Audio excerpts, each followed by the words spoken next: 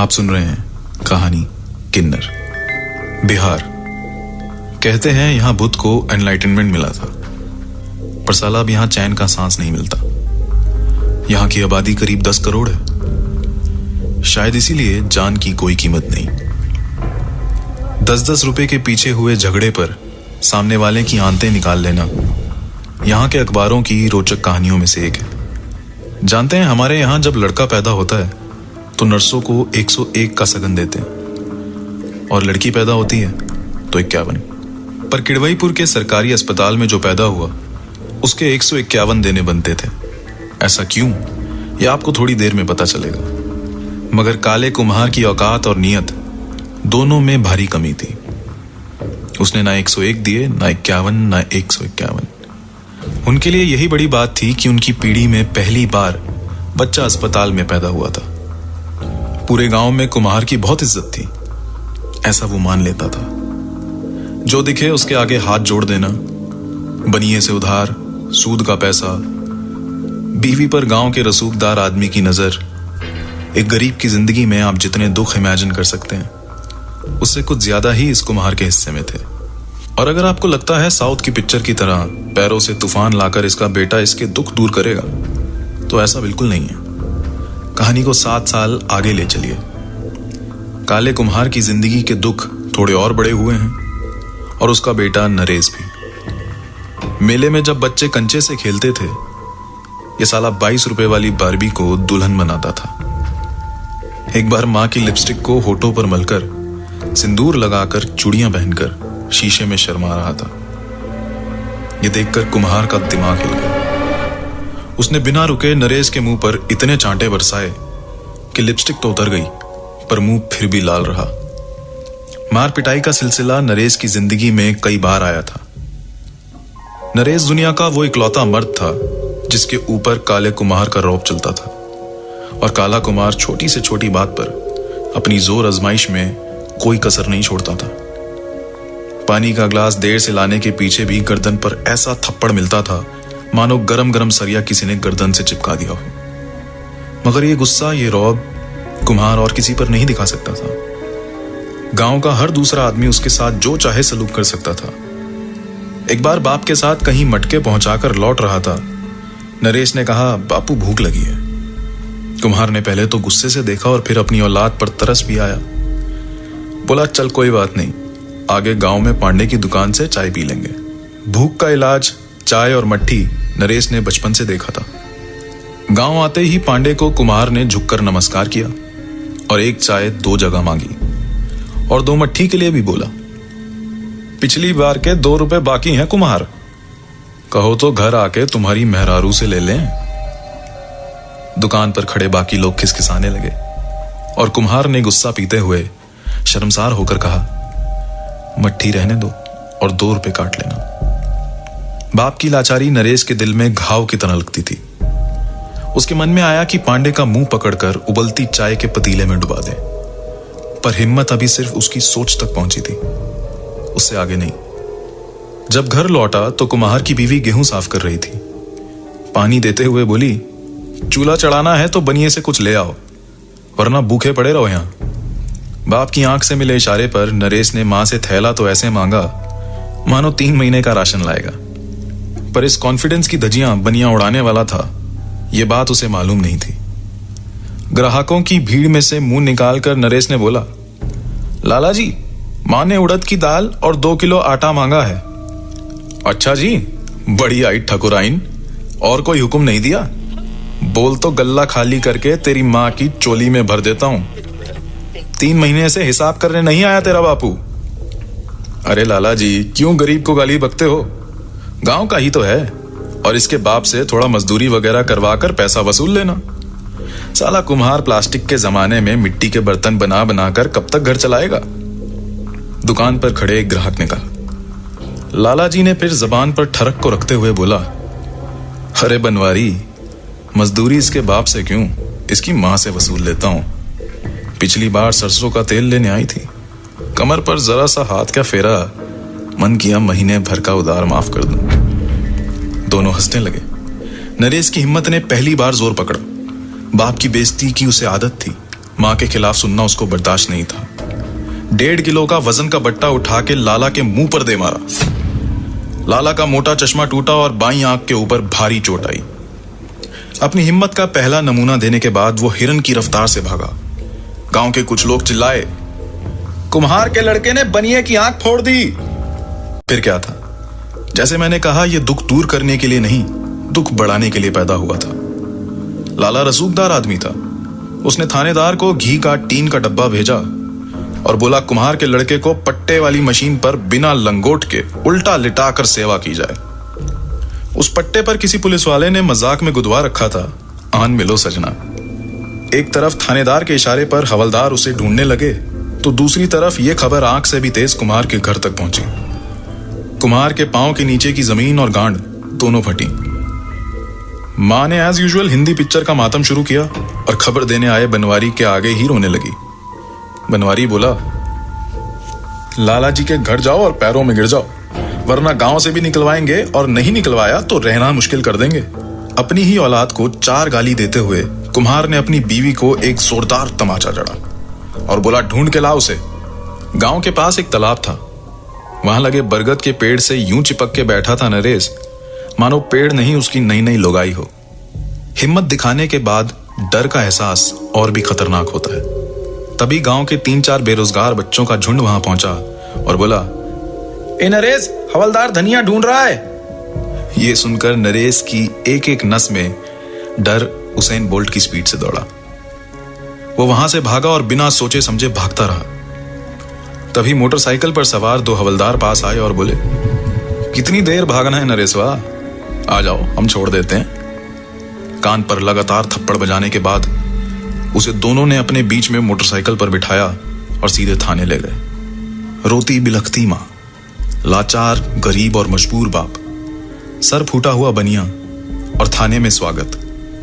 ये नरेश की जिंदगी में बड़ा बदलाव लाने वाले कुछ पहलू थे। उसके बाद क्या हुआ, ये जानने के लिए सुनते रहिए किन्नर।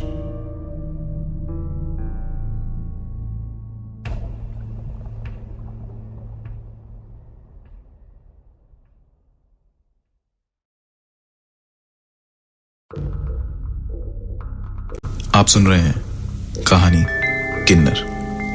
पिछले एपिसोड में आपने सुना कि कैसे नरेश बचपन में औरतों के रूप में तैयार होने की कोशिशों में बाप से पिटता हुआ इतना बड़ा हो गया कि पुलिस उसे 13 साल की उम्र में थाने उठा के ले गई। उसकी मां के खिलाफ गलत शब्द बोलने वाले बनिए को उसने वजन का बट्टा दे के मारा था। हवलदारों ने नरेश को थानेदार के सामने पेश किया। नरेश डरा हुआ था, मगर उसकी आंखों में डर नहीं था। यह बात थानेदार को बिल्कुल पसंद नहीं आई। वो उठकर नरेश के पास आया, उसके बालों को सहलाया और पूछा, बेटा लाला जी का आंख तुम फोड़े थे? नरेश ने बिना कुछ बोले सर हिला के हामी भरी। तुमको हमसे डर नहीं लगता? थानेदार ने पूछा। नरेश ने सर हिला के मना किया। थानेदार मुस्कुराया और बाल सहलाते हुए इतनी जोर से खींचे कि नरेश की चीख निकल गई। हवलदार से गुस्से में बोला, इसका हाफ पैंट उतारो और टेबल पर लेटा दो। पट्टा हम पर्सनली चलाएंगे। मशीन से बेल्टी बेल्ट पड़ने के पट्टे वाले किस्से मशहूर थे। नरेश बचपन में गुड़िया को दुल्हन बनाकर जरूर खेलता था, मगर उसके अंदर हिम्मत 70s के बच्चन की तरह थी। पर ऐसी हिम्मत टाइम पर काम आए, ऐसा सिर्फ बच्चन की फिल्मों में ही होता है, असल जिंदगी में नहीं। हिम्मत नरेश के किसी काम नहीं आई। थानेदार ने नरेश को उल्टा लिटाकर पट्टा चलाया। नरेश ने चीखें मारकर सारा थाना सर पर उठा लिया, मगर एक आंसू नहीं रोया। आंखों से पानी निकला, मगर इंसान रोता दिल से है, और ये साला दिल मानो कुम्हार की भट्टी में पक्का करके लेटा हो। पट्टे के मशीन के दर्द के मारे वो टेबल पर बंधा हुआ सोता रहा। जरा सोच के देखिए, एक 13-14 साल का लड़का एक दिन में कितना कुछ सहन करता। उस पर समाज जितना भारी पड़ा, वो भी समाज पर भारी पड़ने वाला था। समय जितना दिलचस्प है, उतना ही हरामखोर भी। एक ही वक्त दिन में 2 बार आता है, पर लोग फिर भी नहीं समझते कि किसी और का भी वक्त आ सकता है। बड़ी देर नहीं लगी कि कुम्हार रोता हुआ अपनी बीवी के साथ थानेदार के पास पहुंचा और रोते हुए बोला, हमारे बचुआ को छोड़ दीजिए। बिलखते हुए उसने थानेदार के पांव पकड़ लिए। उतने में ही हवलदार नरेश को बाहर लाया। नरेश ने बाप से नजरें नहीं मिलाई, मगर उसकी झुकी हुई नजरों ने यह जरूर देखा कि बाप की आंख से टपका आंसू थानेदार के जूते पर गिरा था और कुम्हार ने अपने गमछे से उसको साफ किया था। लाला जी का बदला पूरा हो चुका था। थाने में रपट लिखते तो काम करना पड़ता, तो इसी के चलते थानेदार ने नरेश को छोड़ दिया।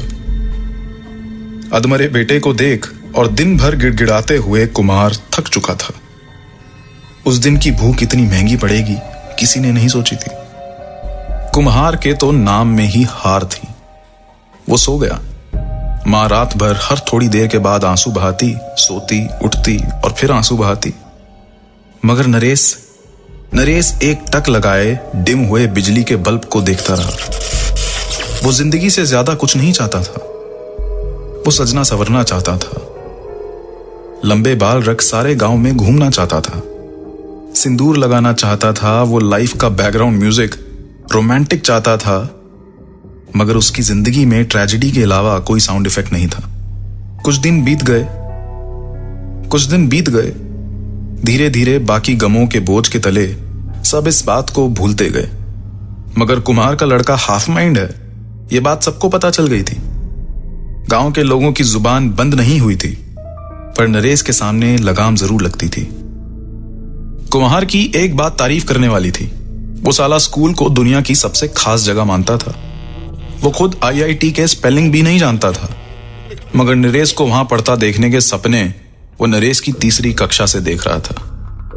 बस सुना था गांव के एक ठाकुर साहब की बेटी का वहां एडमिशन हुआ है, जहां देश के अव्वल नंबर लाने वाले बच्चों का भी नहीं होता।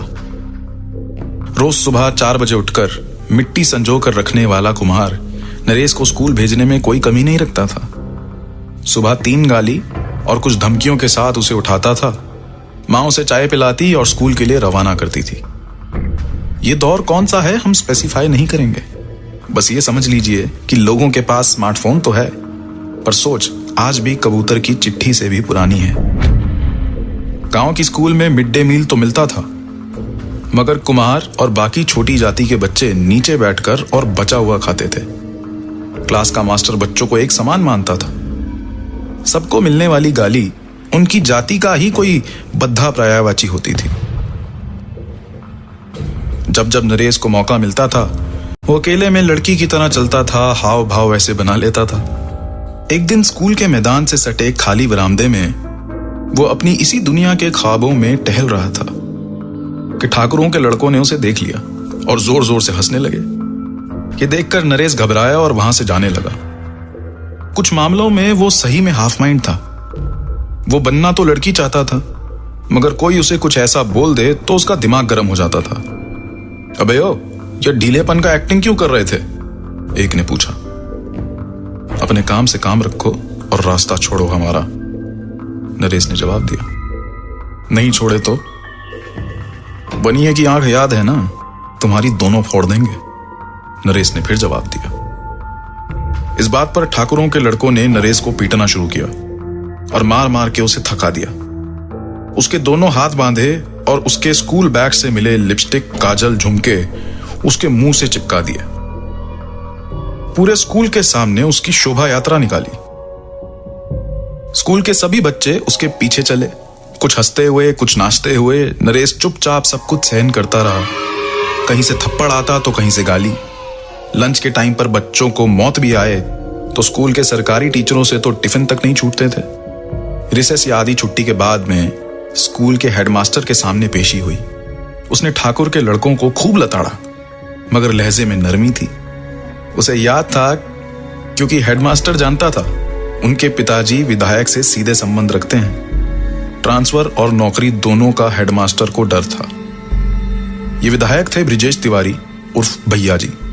इनके नाम से ही गुंडई टपकती है, तो आप समझ ही गए होंगे कि इनकी शख्सियत को परिचय की जरूरत नहीं है।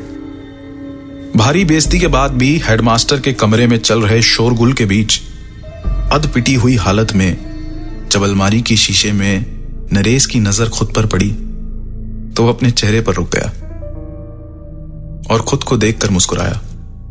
मेकअप से उसे ऐसा लगाव था कि वो इतनी बेइज्जती के बाद भी अपने हुस्न पर गुमान कर रहा था। शाम तक ये खबर ठाकुर के घर तक पहुंची। ठाकुर ने अपने लड़कों की इस हरकत पर उन्हें गुस्से से देखा और कमरे में जाने का इशारा किया। बाद में पिस्ता छीलते हुए अपने मुनीम से बोला, ठाकुरों के लड़के इतनी भी शरारत नहीं करेंगे तो क्या करेंगे? अरे साला, लड़की बनने का कौन सा शौक है बे? मालिक की सहलाते हुए मुनीम बोला, अगली बार जन्माष्टमी के प्रोग्राम पर स्टेज पर चढ़ा दीजिएगा ठाकुर साहब। और फिर दोनों हंसने लगे। कुम्हार और उसकी बीवी को कोई अंदाजा नहीं था कि आज स्कूल में लड़के की झांकी निकाली गई है। नरेश चुपचाप घर आया था, बिना कुछ बोले अपना दिन निकाल दिया। यह अलग बात है कि वो शाम को घर देर से लौटा, जिस पर बाप से चपत भी खा चुका था। वो स्कूल से लौटते हुए बड़ा खुश था। पहली बार किसी और ने मेकअप किया था और वो खुद को बड़ा खूबसूरत मान चुका था। ठाकुरों से गुत्थम गुत्था में एक की जेब से 2 बड़े नोट चुरा लिए थे उसने, इतने कि हफ्ते भर का राशन आ सके। पर यह साला बड़े बाजार से लौटते हुए लाल साड़ी ले आया। रात के 2:45 बजे जब प्यास लगने पर कुमार उठा तो उसने देखा छत के पास रोशनी है। वो छत की ओर लठ लेकर धीरे से बढ़ा और सामने जो देखा उसे देखकर दंग रह गया। नकली लंबे बाल, सुरमा, लिपस्टिक, चूड़ियां, पाउडर और स्कूल की कमीज को ब्लाउज बनाकर लाल साड़ी लपेटे उसका इकलौता लौंडा खड़ा था।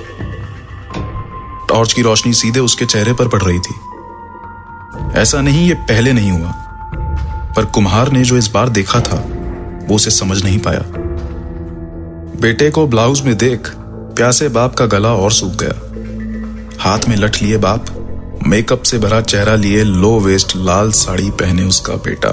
आगे क्या हुआ जानने के लिए सुनते रहिए किन्नर।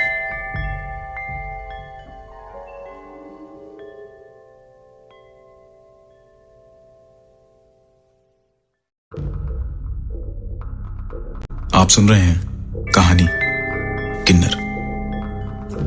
इंसान की सबसे बड़ी समस्या इंसान है। किन्नर के पिछले एपिसोड में आपने सुना कि कैसे स्कूल में नरेश का ठाकुरों के लड़कों ने जुलूस निकाला।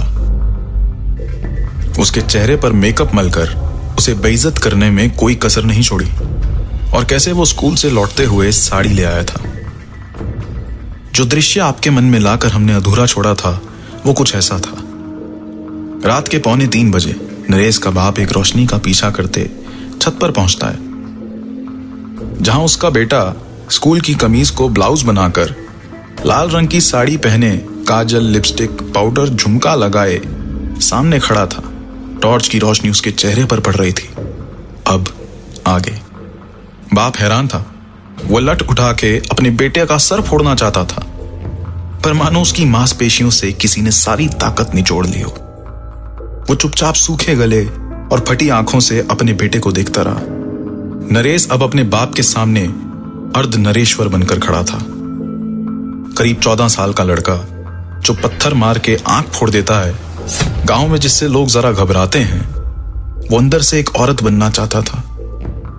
कुम्हार की सोच वहां बंद थी।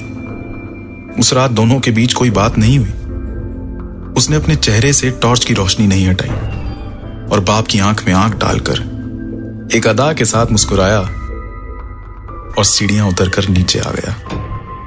नरेश का बाप बस हैरान, गुमसुम, प्यासा खड़ा रहा। ऐसे छोटे मोटे कांड जहां नरेश लड़ता और मारता था गांव में होते रहे। अब उसकी उम्र 19 की थी और हिम्मत बचपन के मुकाबले 4 गुनी।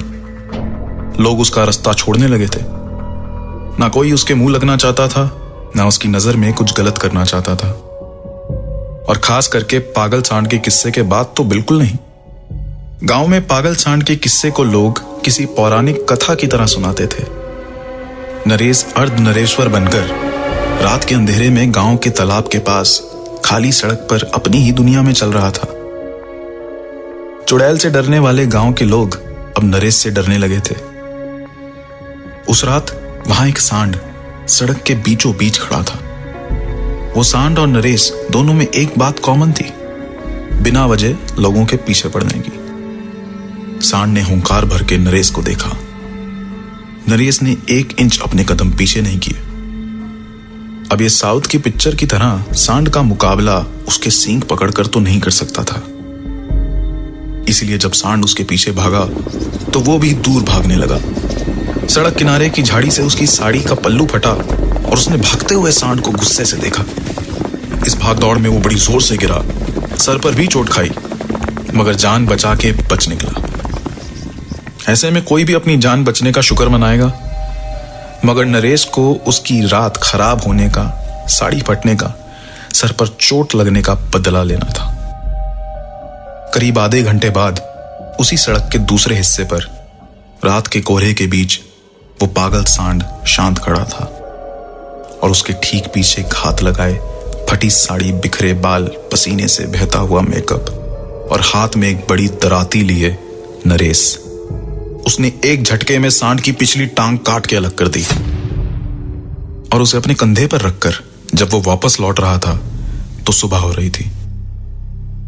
दिन शुरू करने वाले गांव के लोगों ने उस सुबह का पहला दृश्य यही देखा था।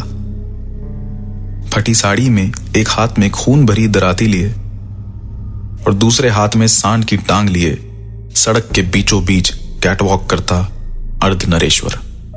उसकी सनक उस हद तक बढ़ चुकी थी कि उसने वो सांड की टांग स्कूल जा रही 7 साल की बच्ची के हाथ में पकड़ा दी और जोर जोर से हंसने लगा और हंसते हंसते वहां से चला गया। नरेश का खौफ उस सुबह दुगना हो गया। वो हाफ माइंड से पूरा सनकी हो गया था, पर कोई कुछ नहीं बोला। गांव के लोग एक साथ बुरे सपने की तरह इस दृश्य को भुलाना चाहते थे।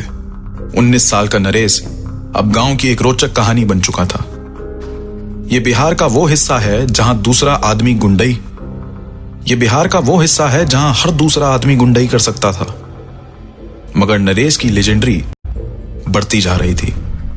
अब तक किसी और का इतना बड़ा नाम होता तो एरिया के बड़े बाहुबली लोग उसको बोटी डालना शुरू कर चुके होते, मगर नरेश ठहरा एंटी सोशल।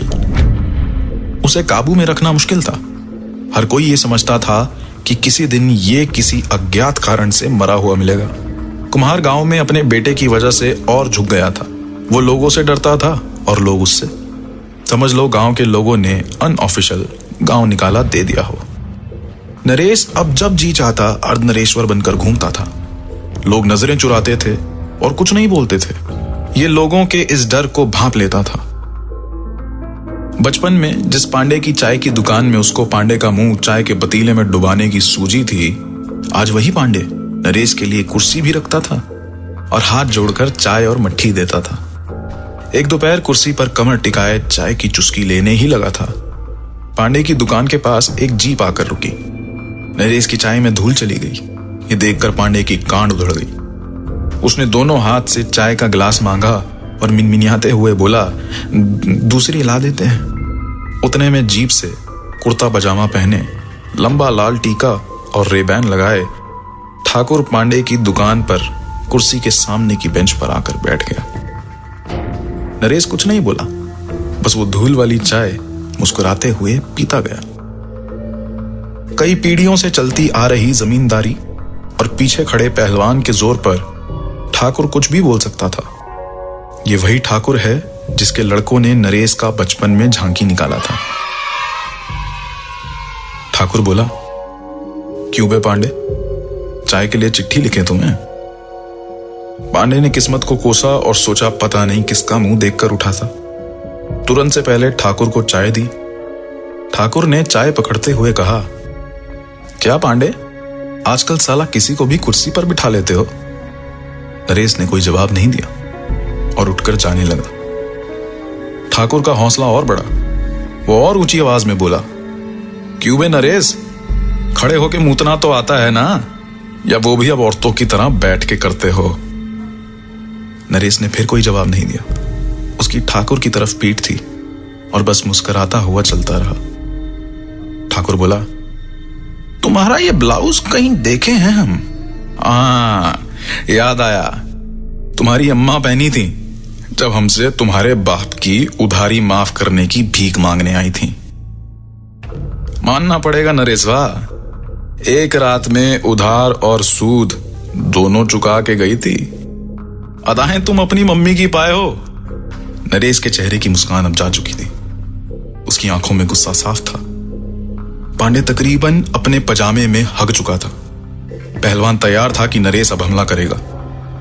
बौरा चुके कुत्ते को देखकर रास्ता बदल लेना चाहिए, मगर ठाकुर ने उसकी तरफ पत्थर मारने की सोची। आगे क्या हुआ सुनिए अगले एपिसोड में। कहानी का नाम है